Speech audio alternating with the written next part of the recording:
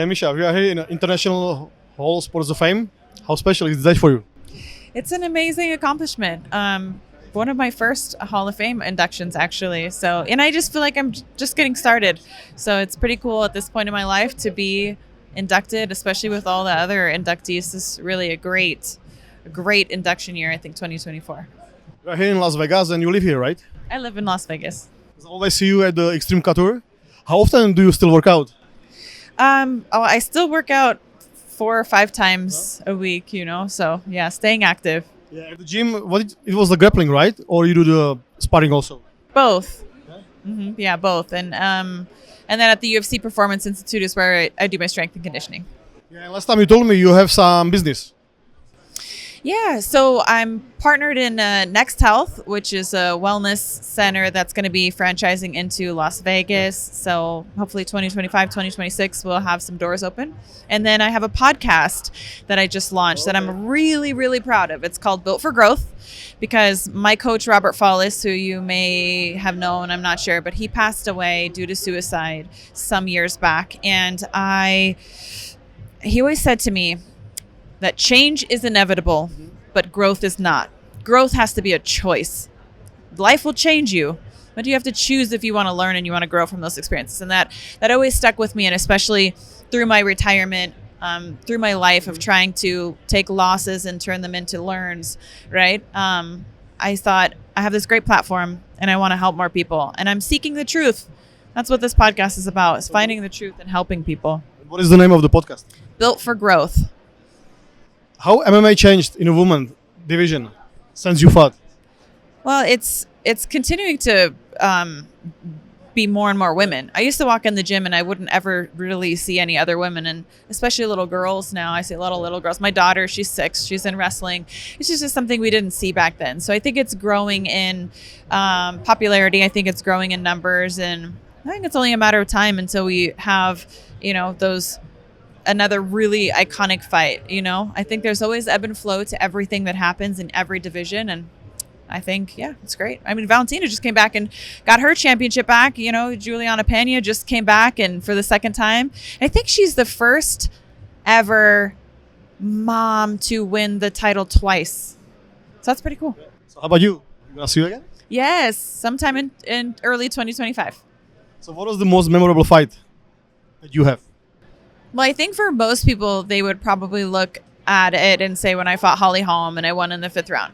But for me, I would say probably when I fought Sarah McMahon, because she was an Olympic silver medalist in wrestling and nobody thought that I was going to win that fight. I've been underestimated a lot of times. So there's that one. And can I throw one more in there? Yeah. Okay. So this last fight that I had, most recent one, December of 2023, was my best fight mentally, emotionally, and physically. I put a lot together and really made all the worlds combine together. And that, I feel like, was my best performance to date. What is the hardest part for women? Is the mental or the physical preparation? I think in that part, it would be the same, for men and for women. It is the mental preparation. The physical wears on your mental, and your body can do just about anything that you ask it to. But can you keep the mental fortitude to ask your body to deliver consistently over and over and over again? And that's usually where people break. Can you tell us what keeps you going? Go to train every single day in this heat? I think that what keeps me going is that I love it. And I've had to find ways to stay in love with the sport. But I'm grateful. My gratitude keeps me going too. I have to remember we only get to do these things that we're passionate about sometimes for a short period of time. Tomorrow's never promised. And, I have these two beautiful children, 6 and 4, who I hope that I can be that kind of role model and example for them, So there's a lot of whys to do what I do. But I just remember to try to take every day and be grateful for it. Did you used to have any special ritual before the fights? I always say a prayer. Okay. Yeah, I always, ask God for the blessings and safety in a fight. And I always pray for my opponent too. Like in a well-meaning way. I always pray that they will be safe and I will be safe, and that they will be able to go home to their loved ones fine, and I will be able to go home to my loved ones fine. Last time we spoke about Jiří Procházka and Alex Pereira fights. Yeah, this. Yeah, I mean, You have chance to meet Jiří right over here. Yeah, and yes, and Procházka. I mean, they're great. Yeah. Do you have any message to fans in Czech Republic and Europe? No, thanks for watching. I mean, of course, thank you guys for the support, and listen to the podcast Built for Growth, because this is the first place that I can tell my story on my terms, and it's different, than any other interview that I've ever done. And I'm also bringing on a lot of specialists, guests, professionals to help you learn to grow, like make a decision. Thank you so much. Zajímá tě za kulisy UFC a profesionálního MMA?